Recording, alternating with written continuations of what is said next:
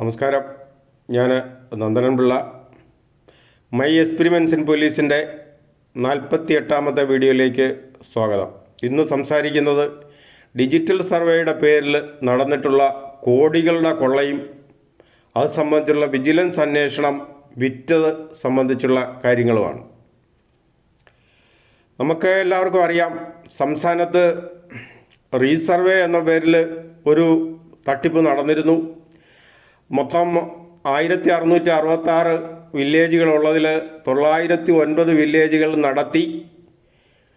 27/8/21 government ഇറക്കിയ ഉത്തരവിൽ തന്നെ കൃത്യമായി പറഞ്ഞിട്ടുണ്ട്, ആ റീസർവേ ഒരു ദയനീയ പരാജയമാണ്.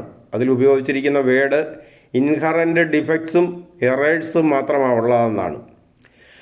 അപ്പം അന്നിത് നടത്തി കുറേ കോടികൾ കൊള്ളയടിച്ചുകൊണ്ട് പോയി. ഇപ്പം പ്രബുദ്ധരായ നമ്മുടെ രാഷ്ട്രീയക്കാർ ഇലക്ഷന് തൊട്ട് മുമ്പ് അല്ലെങ്കിൽ ഇലക്ഷനുമായിട്ട് മുന്നിൽ കണ്ടുകൊണ്ടൊക്കെയുള്ള ഒരു സ്ലോട്ടർ വെട്ടെന്ന് വേണമെങ്കിൽ നമുക്ക് പറയാം. ഒരു വലിയ കൊള്ളയാണ് ഇവിടെ നടന്നിട്ടുള്ളത്. 858 കോടി രൂപയുടെ ചിലവാണിതിൽ ഉദ്ദേശിച്ചിട്ടുള്ളത്. 1500 പുറംവാതിൽ നിയമനം സർവേയർമാരുടെയും 3200 ഹെൽപ്പർമാരുടെയും പുറംവാതിൽ നിയമനം ഈ ഡിജിറ്റൽ സർവേയുടെ പേരിൽ നടന്നിട്ടുണ്ട്. അപ്പം പുറംവാതിൽ നിയമനം എന്ന് പറയുമ്പം പാർട്ടി നിയമനം ആണ്, അത് നമുക്കൊക്കെ അറിയാവുന്ന കാര്യമാണ്. ഈ അഴിമതി പൂർണ്ണമായി നടന്നിട്ടുള്ളത് നവോത്ഥാന കാലത്താണ്, അത് പ്രത്യേകം ശ്രദ്ധിക്കേണ്ട കാര്യമാണ്. ഇനി നാളെ ഇപ്പോൾ ഡിജിറ്റൽ സർവേയുടെ യുഗമാണ്. ആദ്യം റീസർവേ നടത്തി, പിന്നെ ഇപ്പോൾ ഡിജിറ്റൽ സർവേ നടത്തിക്കൊണ്ടിരിക്കുക. ഇനി നാളെ ഇത് കഴിഞ്ഞ് കുറച്ചുകൂടെ നമ്മുടെ സാങ്കേതികവിദ്യ വളരും. അപ്പം നമുക്ക് AI സർവേ നടത്താം, അതല്ലെങ്കിൽ നമുക്ക് ഉപഗ്രഹ വേദ സർവേ വേണമെങ്കിൽ നടത്താം. ഇതൊക്കെ അന്നിരിക്കുന്നവർ കണ്ടുപിടിക്കും, ഏത് സർവേ എങ്ങനെ നടത്തണം, ഏത് രീതിയിലാണ് കാശ് അടിച്ചു മാറ്റാവുന്നത്, അതല്ലെങ്കിൽ ഡ്രോൺ സർവേ, ഇങ്ങനെയൊക്കെ ചില ആശയം അവിടെ ഉള്ളവർ കണ്ടെത്തും ഈ സർവേ ഭൂരേഖ വകുപ്പിൽ. ഇനി റീസർവേ നടത്തിയതിൻ്റെ വിവരം വല്ലതും അവിടെ ചോദിച്ചാൽ ഒന്നും കാണാനില്ല. സർവേ നടത്തിയാൽ ആ വിവരവും അവർക്കറിയില്ല. പിന്നെ എന്തിനാണ് ഈ ഓഫീസ് എന്നുള്ളതാണ് ദയനീയമായ കാര്യം. ഞാനിത് ചോദിച്ചാണ്, അനുഭവസ്ഥന നിലയിലാണ് ഇത് പറഞ്ഞത്. അപ്പോൾ ഇവിടുത്തെ ആ തട്ടിപ്പുമായി ബന്ധപ്പെട്ട് ആരോപണങ്ങൾ ഉയർന്നു. സ്വാഭാവികമാണ്, നവോത്ഥാന കാലത്തെ വിജിലൻസാണ്. ജോഷി എന്ന് പറയുന്ന ഒരു ഇൻസ്പെക്ടർ സ്പെഷ്യൽ ഇൻവെസ്റ്റിഗേഷൻ യൂണിറ്റ് 2 ഇത് പരിശോധിച്ചു. നവോത്ഥാന കാലത്താണ് പരീക്ഷണങ്ങൾ എല്ലാം നടന്നേക്കുന്നത്. ഇപ്പോൾ പരിശോധന നവോത്ഥാന കാലത്താണ്. നമ്മൾ ഈ പാവ ഇൻസ്പെക്ടറുടെ പടലിലേക്ക് മാത്രം വെക്കാൻ പറ്റില്ല, കാരണം വലിയൊരു സംവിധാനത്തിൻ്റെ ഭാഗമാണ്. മേളിൽ SP ഉണ്ട്, DIG, IG, ഡയറക്ടർ വിജിലൻസ്, ഇവരെല്ലാവരും അംഗീകരിച്ച ഒരു വിജിലൻസ് റിപ്പോർട്ടാണ്. ഇവരെല്ലാവരും അംഗീകരിച്ച വിജിലൻസ് റിപ്പോർട്ട്. നമ്മൾ ഇതിൽ പ്രത്യേകം ശ്രദ്ധിക്കേണ്ട ഒരു കാര്യം, ഒരു ടാബ്ലറ്റിന് വാങ്ങിക്കാനായിട്ട് എസ്റ്റിമേറ്റ് വില ഇട്ടിരുന്നത് 17,000 രൂപയാണ്. 17,000 രൂപയ്ക്ക് ടാബ്ലറ്റ് കിട്ടും, നമുക്കൊക്കെ അറിയാം. അതിൽ കുറഞ്ഞ വിലയ്ക്കും കിട്ടും.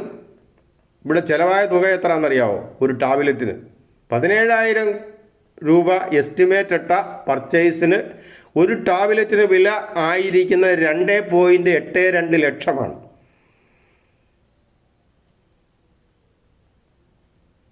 അപ്പോൾ എങ്ങനെയുണ്ട്? എസ്റ്റിമേറ്റ് തുകയിൽ നിന്ന് 28 ഇരട്ടിയാണ്. മറ്റ് പല സാധനങ്ങളും വാങ്ങിയിട്ടുള്ളത് 16 ഇരട്ടി വരെ അധികം പൈസ കൊടുത്തിട്ടാണ്. 16 ഇരട്ടി എസ്റ്റിമേറ്റ് തുകയിൽ നിന്നും 16 ഇരട്ടി.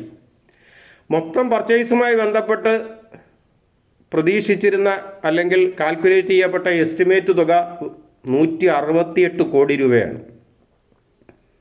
168 കോടി രൂപ ചിലവായി. പർച്ചേസുമായി ബന്ധപ്പെട്ട് ചിലവായ തുക ഇരട്ടിക്ക് മേളിലാണ്.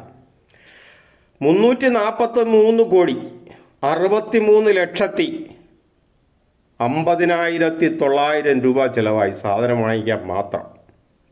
സാധനം വാങ്ങിയപ്പോൾ മറ്റു പല തട്ടിപ്പുകളും നടന്നു എന്നുള്ളതാണ്. സ്റ്റോർ പർച്ചേസ് റൂൾ പൂർണ്ണമായി ഒഴിവാക്കിയുള്ള തട്ടിപ്പാണ് ഇവിടെ നടന്നിട്ടുള്ളത്. നമുക്ക് മനസ്സിലാക്കാം, പരസ്യം കൊടുക്കണം.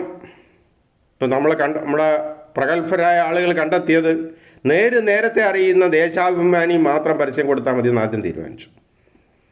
അങ്ങനെ നേരത്തെ അറിയിക്കുന്ന ദേശാഭിമാനിയിൽ ആദ്യ പരസ്യം കൊടുത്തു. ആരും അറിഞ്ഞില്ല ഇങ്ങനൊരു പരസ്യം നൽകിയതായിട്ട്. അതുകൊണ്ട് ആരും ടെൻഡറോ കൊട്ടേഷനോ ടെൻഡറോ ഒന്നും ആരും ഫയൽ ചെയ്യപ്പെട്ടില്ല.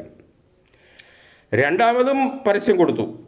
അപ്പോഴും നമ്മുടെ ആളുകൾ റീടെൻഡർ കൊടുത്തപ്പോഴും ദേശാഭിമാനി മാത്രം കൊടുത്തു. അന്ന് നേരത്തെ അറിയിക്കുകയല്ലേ, അതിൻ്റെ ഭാഗമായിട്ട് ദേശാഭിമാനി കൊടുത്തു. അപ്പോഴും ആരും വോട്ട് ചെയ്തില്ല. രണ്ടാമത്തെ റീടെൻഡർ കൊടുത്തു. ഇത് നമ്മൾ പറയാൻ പറ്റില്ല. സോഷ്യലിസ്റ്റ് നേതാവ് നമ്മുടെ MP വീരേന്ദ്രകുമാർ അദ്ദേഹത്തിൻ്റെ മകൻ്റെ പത്രത്തിന് കൊടുത്തു.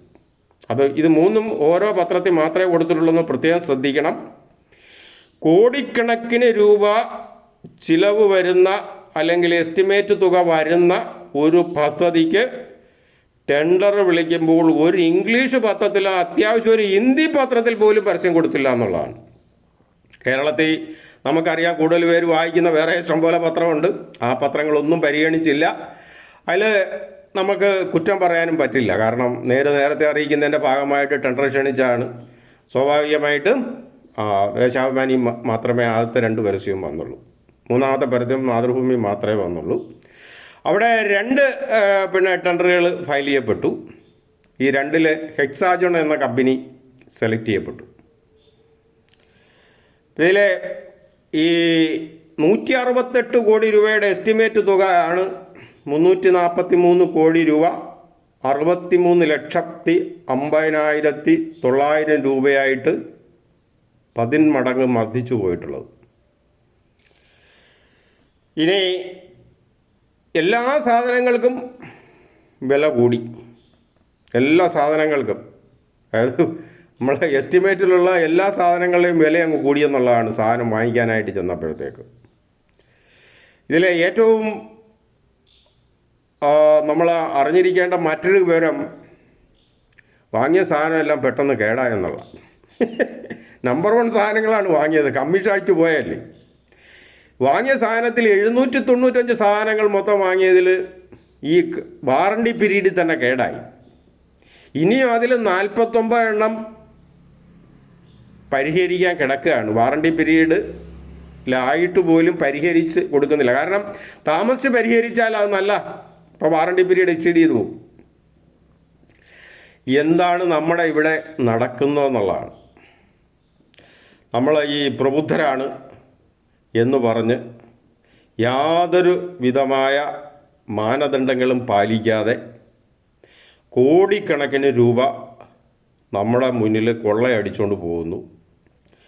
ഈ കൊള്ള മുതലിൽ നിയമ നടപടി സ്വീകരിച്ച് ഒരു വിജിലൻസ് കേസ് രജിസ്റ്റർ ചെയ്യേണ്ട ആളുകൾ, റെക്കമെൻഡ് ചെയ്യേണ്ട ആളുകൾ ഇത് പരിശോധിക്കാൻ അങ്ങ് ഏൽപ്പിച്ചത് ആരെയാണ്?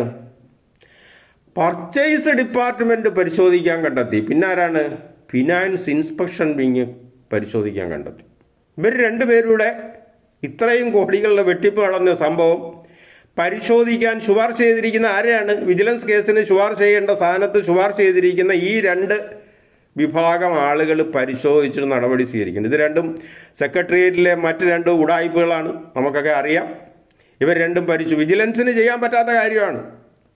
നമുക്ക് എല്ലാവർക്കും അറിയാണ്ടൊരു കാര്യം, ഈ എൻക്വയറിയുടെ വേളയിൽ ഈ പറയുന്ന 2 വകുപ്പിലെ ഉദ്യോഗസ്ഥരുടെ സേവനം ഈ ഇൻസ്പെക്ടർക്ക് തേടാമായിരുന്നു.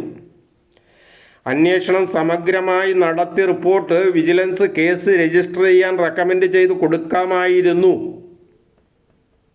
അതിനുള്ള നട്ടൽ അന്വേഷണ ഉദ്യോഗസ്ഥൻ കാണിച്ചില്ല. അന്വേഷണ ഉദ്യോഗസ്ഥൻ കാണിക്കാതിരുന്നത് നമ്മൾ അയാളെ മാത്രം കുറ്റം പറയാൻ ഒരിക്കലും പറ്റില്ല.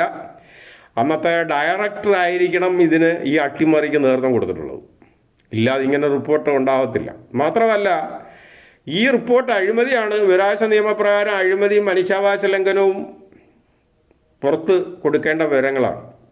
ഇത് സംബന്ധിച്ചൊരു വിവരാവകാശാപേക്ഷ കൊടുത്തില്ല. കമ്മീഷൻ ഇടപെട്ടിട്ടാണ് ഈ റിപ്പോർട്ട് പോലും സൂര്യപ്രകാശം കണ്ടതെന്നുള്ളതാണ്.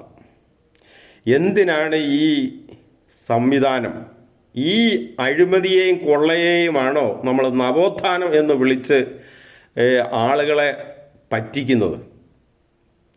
നന്ദി, നമസ്കാരം. മറ്റൊരു വീഡിയോ ആയിട്ട് വീണ്ടും കാണാം.